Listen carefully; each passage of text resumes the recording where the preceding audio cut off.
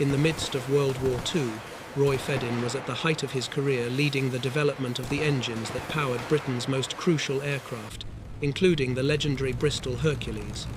His designs were revolutionary, his work instrumental in winning the war.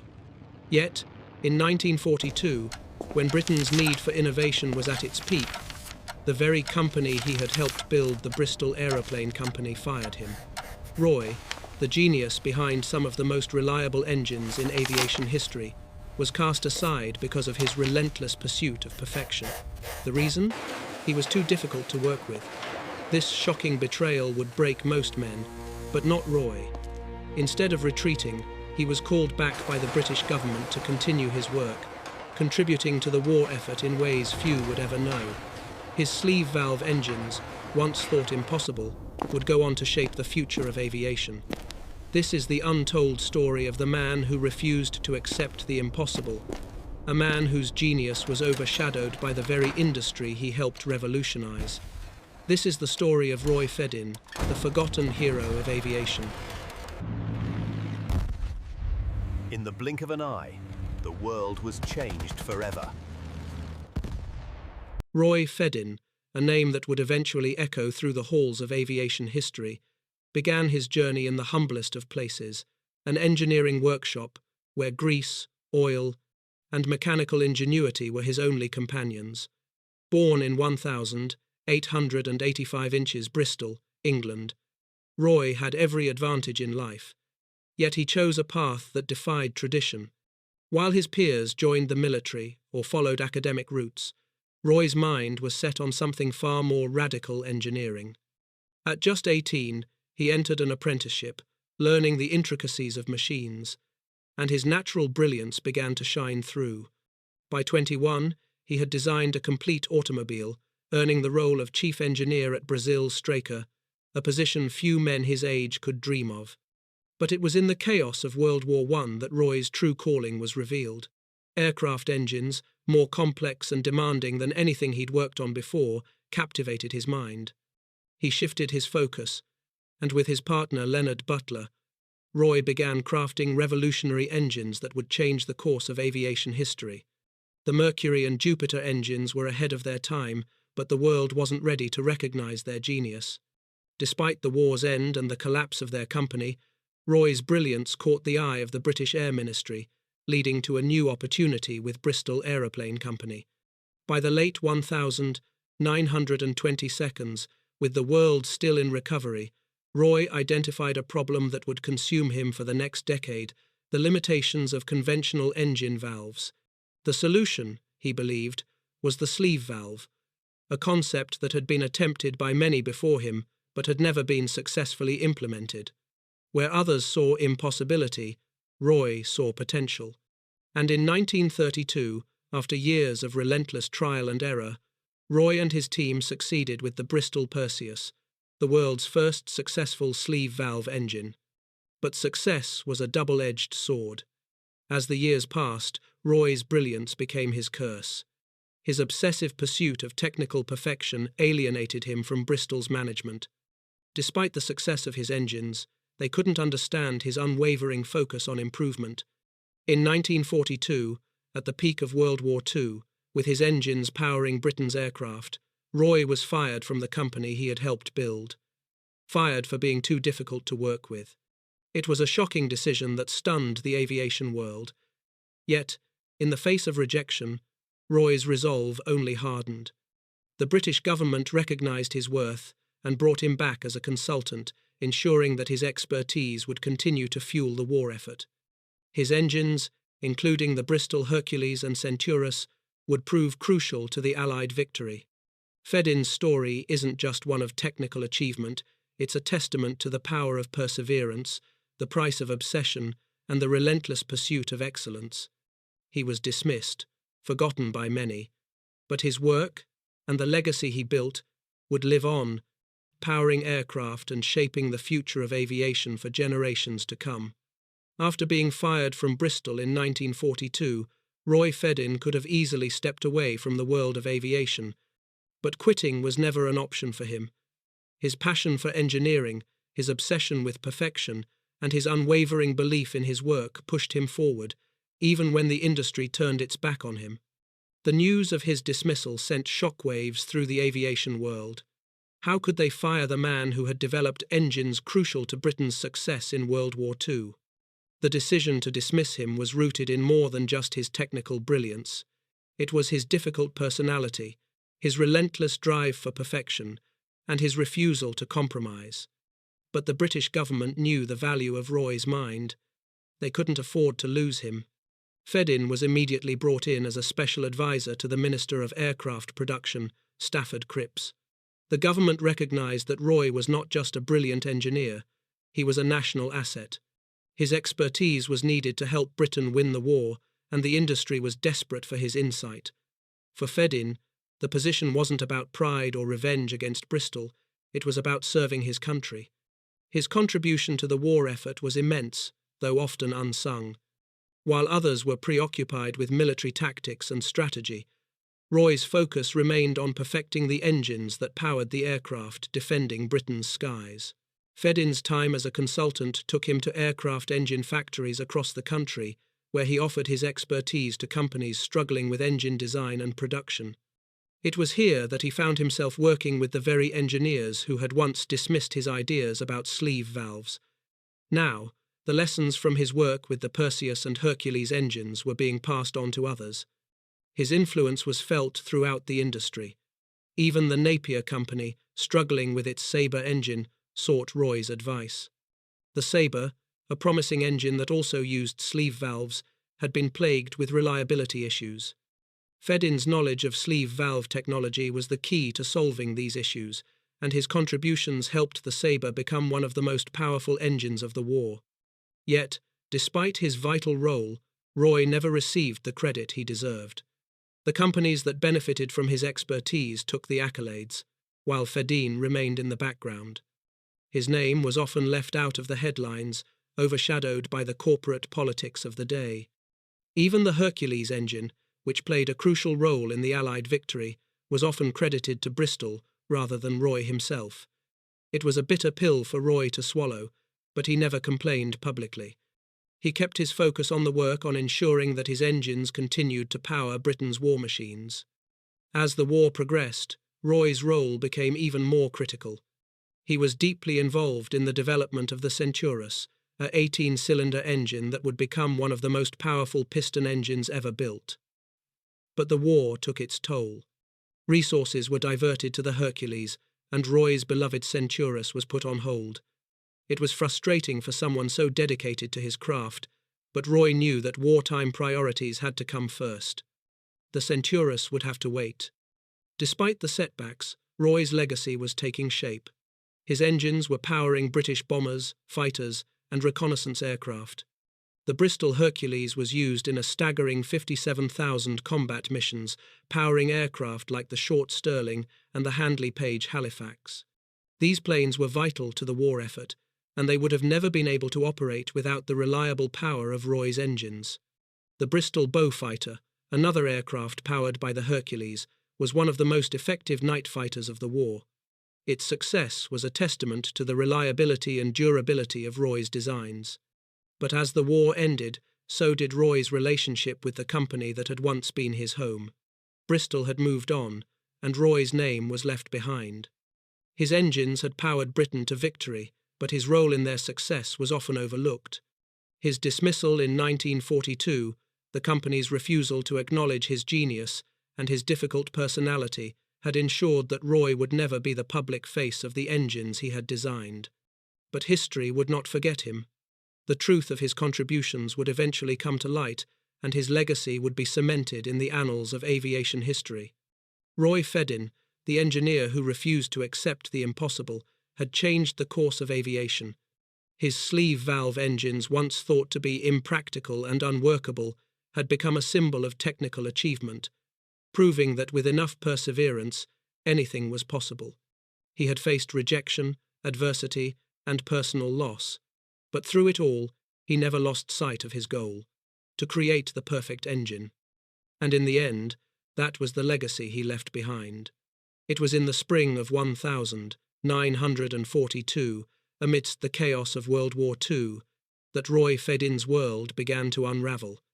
A man who had spent his entire life fighting against the impossible, who had defied the skeptics, the naysayers, and even his own company, was about to face a betrayal so profound that it would shake him to his core. Just months earlier, his engines had powered Britain's most crucial aircraft, from bombers to night fighters, helping to secure victory in the skies over Europe. But now, the very company he had helped build, the company that had once revered his genius, was about to cast him aside. In a move that would send shockwaves through the aviation industry, Bristol Aeroplane Company fired Roy Fedden. At the height of the war, when his engines were literally keeping Britain's aircraft airborne, the board of directors, many of whom had never truly understood Roy's relentless obsession with technical perfection, decided that he was too much of a liability. His obsession with sleeve valves, his refusal to compromise, and his tendency to challenge authority had alienated him from the very people who should have been his greatest supporters. The engineers at Bristol knew the worth of his work, but the financiers and managers, who had never understood the complexities of engineering, grew tired of his incessant demands for quality. In February 1942, the unthinkable happened. Roy Fedden, the brilliant mind behind the Hercules and Perseus engines, was dismissed. The decision was swift, brutal, and completely unexpected. How could they do this? How could they fire the man whose engines were powering the planes that had become the backbone of Britain's air superiority? How could they turn their back on the man who had literally gambled everything on a technology that everyone else had written off as impossible? But it wasn't just the act of being fired that devastated Roy, it was the betrayal. His legacy, the very heart of his life's work, was now being ripped away from him. Yet, as devastating as this moment was, Roy's genius could not be silenced. Instead of wallowing in defeat, he did what he had always done. He rose again. The British government, recognizing the immense value Roy held, quickly took action. They saw in him not just a brilliant engineer, but a national treasure, a man whose work could turn the tide of the war. Stafford Cripps, the Minister of Aircraft Production, immediately recruited Roy as a special advisor, and just like that, the same man who had been discarded by the very company he built was back in action, working on the front lines of Britain's aviation efforts. But the bitterness remained. The years spent labouring under the oppressive rule of corporate politics left scars that would never heal. Bristol, in their attempt to downplay Roy's role, tried to erase his name from the annals of aviation history. But the world knew better. The engines he had designed were powering Britain's most crucial missions, and no amount of corporate manoeuvring could change the fact that Roy Fedden's fingerprints were all over them. The Hercules, the Perseus, the Centaurus, all of them were his creations, the result of his relentless pursuit of perfection, and they would continue to serve as a reminder of his brilliance long after his departure. Yet Roy's story doesn't end with his fall from Bristol. His return to the government role wasn't just a redemption, it was a triumph. The man who had been cast aside now found himself guiding the future of British aviation, advising companies, solving the problems others couldn't solve, and sharing his expertise with the very industry that had turned its back on him. Even in the midst of his own personal betrayal, Roy never lost sight of what truly mattered: the machines, the engines, and the legacy he was creating. Roy's work, his sleepless nights, his sacrifice, and his obsession with perfection would shape the outcome of the war. The engines he had designed would not only power Britain's fighters and bombers, they would also power a victory that would change the world. And as the war raged on, Roy's engines continued to roar in the skies, carrying with them the spirit of a man who had defied the odds, overcome betrayal, and proven that sometimes the impossible is simply the beginning. After Roy Fedden's shocking dismissal from Bristol in 1942, his career could have ended in bitterness. But Roy, true to his nature, never let failure defeat him. The British government, recognizing his unmatched expertise, swiftly appointed him as a special advisor to the Ministry of Aircraft Production. Despite his personal devastation, Roy's drive for perfection remained unwavering. His knowledge of sleeve valve engines, honed over decades, was essential to the continued success of Britain's war effort.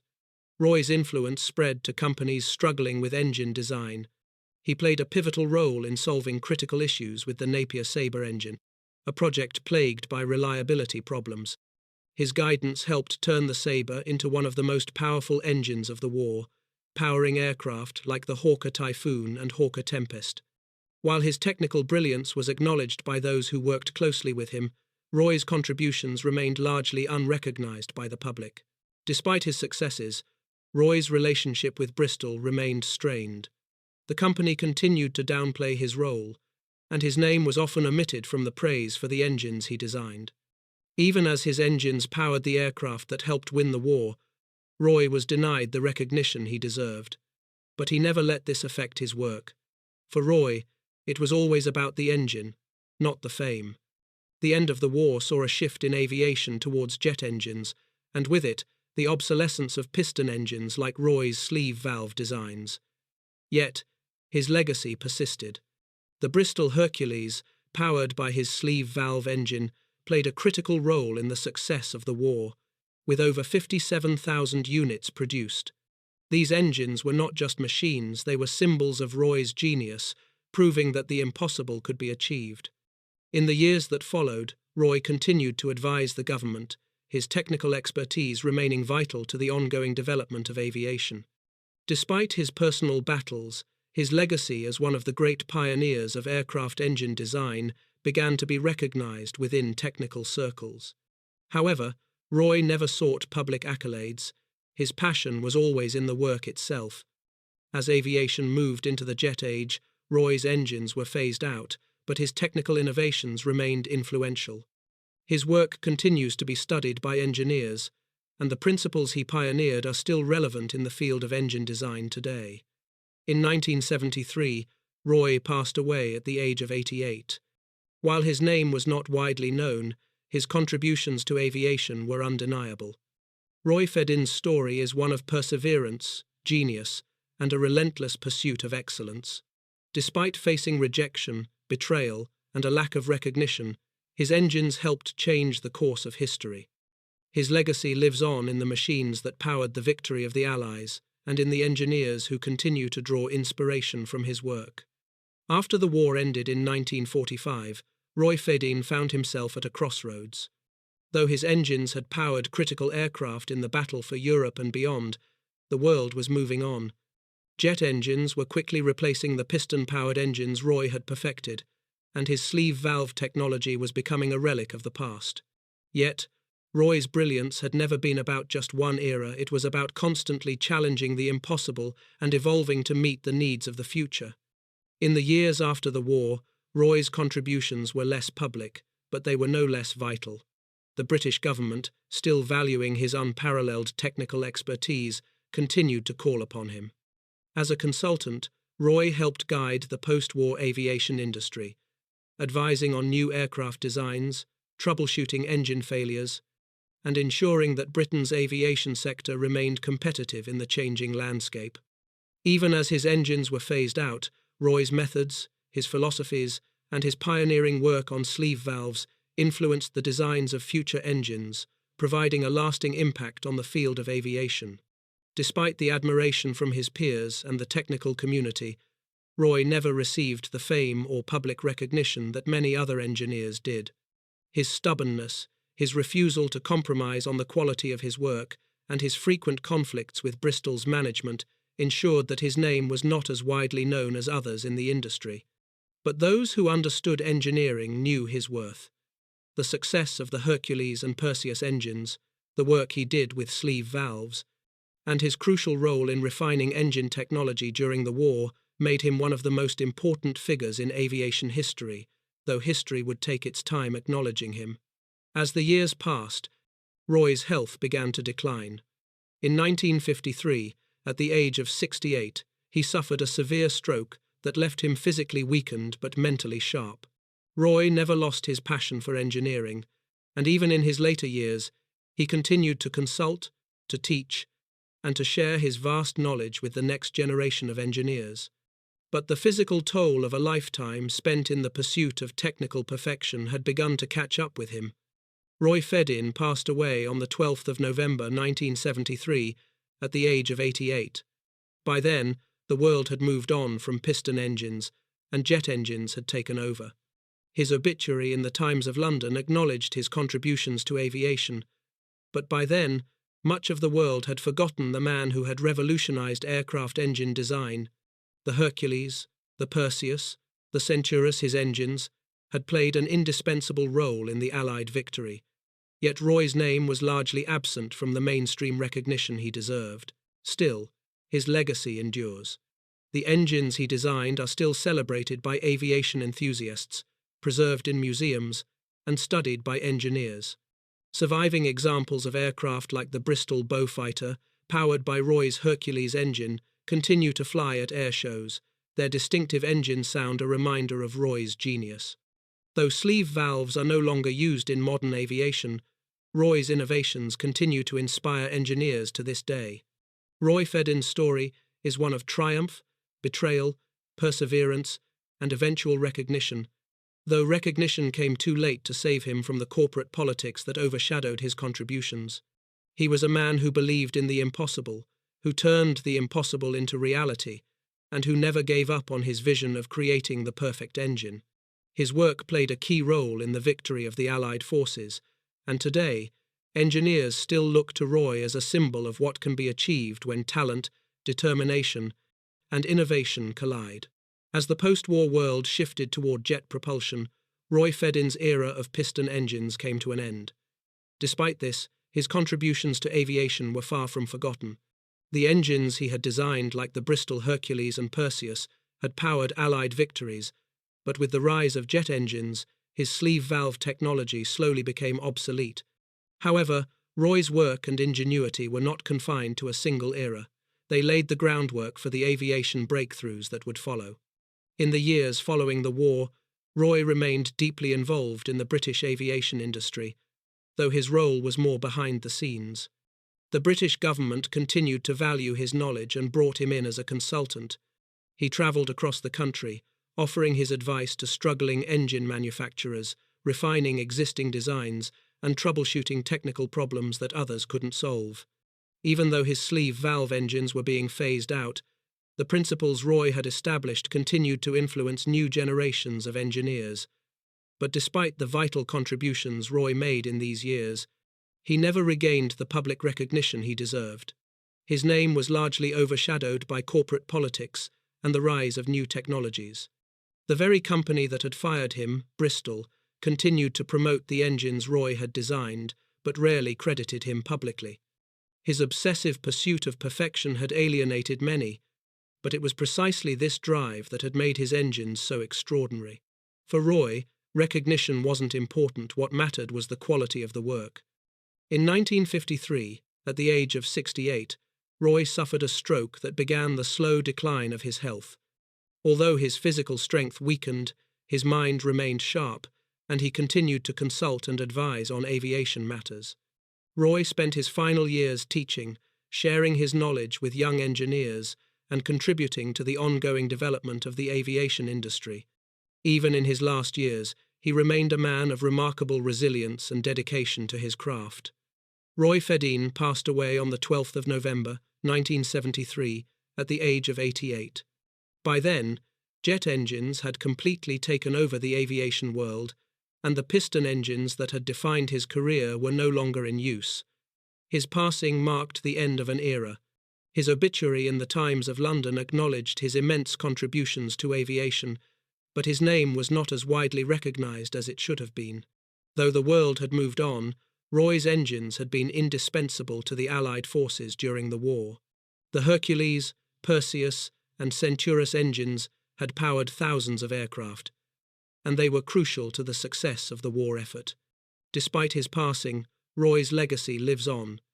His engines are still celebrated by aviation enthusiasts, preserved in museums, and studied by engineers.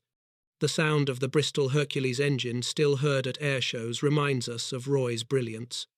Although sleeve valves are no longer used in modern aviation, the principles he pioneered remain foundational to the design of high-performance engines. Roy's determination to overcome the impossible challenges of engineering continues to inspire those who follow in his footsteps. Roy Fedden's life was marked by an unyielding pursuit of perfection, a refusal to accept failure, and a relentless drive to push the boundaries of what was possible. Though he faced betrayal and obscurity in his later years, his technical genius was undeniable. His engines helped win a war, and his legacy endures in every innovation that builds upon the foundations he laid. Roy's story is a testament to the power of perseverance, the importance of believing in the impossible, and the lasting impact of true innovation. In the final years of his life, Roy Fedden's focus remained as unwavering as ever, even as the world around him rapidly evolved. By the mid-1940s, Roy's role in the aviation world had transformed from the driven engineer at the forefront of groundbreaking technology to a quiet consultant, still sharing his vast knowledge, but without the public recognition he so richly deserved. His sleeve valve engines had powered some of the most critical Allied victories in World War II, but as jet engines took center stage, his piston engines, particularly the Bristol Hercules and Centaurus, were slowly phased out. Yet, while the technology may have been relegated to history, Roy's principles of innovation and perseverance continued to echo through the corridors of aerospace engineering. After the war, Roy's involvement with the government ensured his expertise wasn't lost. As the aviation industry worked to rebuild, Roy became a key figure in advising aircraft manufacturers, troubleshooting engine failures, and fine-tuning existing designs. His depth of experience in engine efficiency and performance was unmatched. He helped companies like Napier, struggling with their Sabre engine, solve critical reliability issues, and guided many engineers through the evolving landscape of post-war aviation. Still, despite his monumental impact, Roy's name was rarely celebrated outside of technical circles. The company that once dismissed him, Bristol, continued to produce his engines, which powered military aircraft in vital missions. Yet Roy's role was often downplayed. The tension between his relentless drive for technical perfection and the corporate world's need for compromise and mass production was never resolved. His genius was too vast, too unconventional, and too unyielding to ever fully be embraced by the corporate world. By the early 1950s, Roy's health began to deteriorate. In 1953, he suffered a stroke, but even as his physical strength declined, his mental acuity remained sharp. Roy continued to consult and mentor, offering advice on engine design, and even during his final years, he was actively engaged with the engineering community. But as the world moved further into the age of jet propulsion, Roy's once revolutionary piston engines became relics. The technology he had so tirelessly championed was no longer in demand, but his influence continued to be felt through the engineers and manufacturers who had learned from him.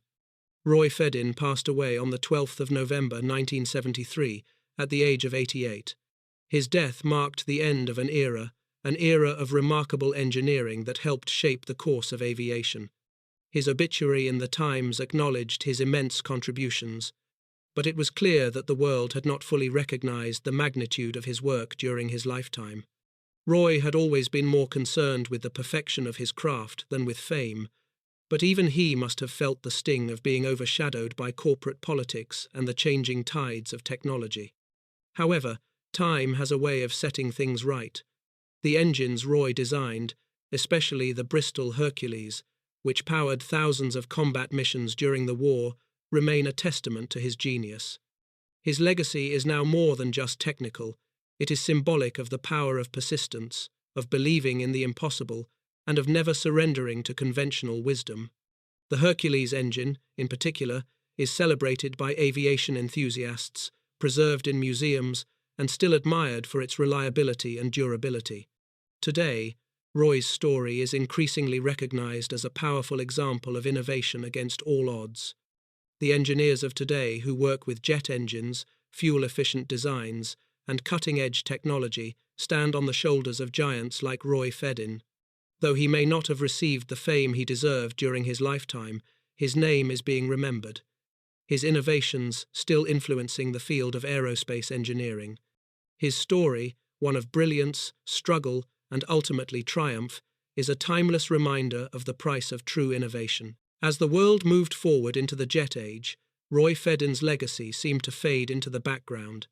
His sleeve valve engines, once at the forefront of aviation technology, were now largely forgotten, replaced by the fast-moving advancements of turbine and jet engines. Yet, Roy's career had never been about fleeting fame or quick results. It was about precision, passion, and the relentless pursuit of perfection. Even in his later years, long after his departure from Bristol, Roy's influence continued to be felt in the industry he had shaped so profoundly. By 1945, the war had ended, and Roy's contributions were critical in powering the engines that helped win the conflict. The Hercules and Perseus engines had seen widespread use, but as jet engines began to dominate, piston engines like Roy's were phased out. Yet, Roy's commitment to excellence did not wane with the end of the war. In fact, in the years that followed, Roy was involved in the most important scientific mission of his career, the Fedden mission. In June 1945, just weeks after the war in Europe had ended, Roy Fedden was called upon for one last monumental task. Stafford Cripps, the Minister of Aircraft Production, organized a special scientific mission to defeated Germany, aimed at collecting technical intelligence on German aviation technology. The Allies were aware that the Germans had made significant advances in jet propulsion and rocket technology, and they needed to understand what innovations the Germans had developed during the war. Roy, always the perfectionist, was the natural choice to lead the mission. Along with Dr.